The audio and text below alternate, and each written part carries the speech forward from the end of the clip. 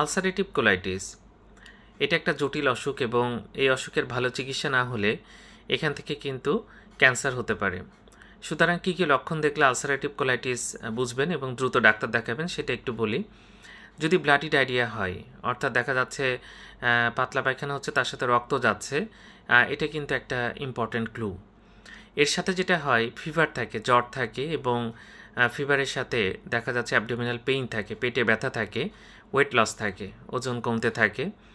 তার মানে bloody diarrhoea যদি হয় এবং তার সাথে মিউকাস যায়, অনেক সময় মিউকাস যেতে পারে, জ্বর থাকে, পেটে ব্যথা হয়, ওজন কমতে থাকে, এগুলো লক্ষণ দেখা দিলে অবশ্যই কিন্তু ডাক্তার দেখাতে হবে। এখানে কোনো অবহেলা করা যাবে না, কারণ আলসারেটিভ কোলাইটিসে নর্মালি যে আমরা ডায়রিয়া হলে মেট্রিয়াল ফ্ল্যাক্সিল এগুলো খাই, এগুলো কিন্তু কোনো কাজ করবে না বা সাময়িক কাজ করতে পারে, কিন্তু অসুখটা থেকে যাবে এবং আপনি জটিল একটা বিপদে পড়তে পারেন। তাই এরকম হলে আপনি অবশ্যই দ্রুত একজন গ্যাস্ট্রোএন্টারোলজিস্ট দেখাবেন।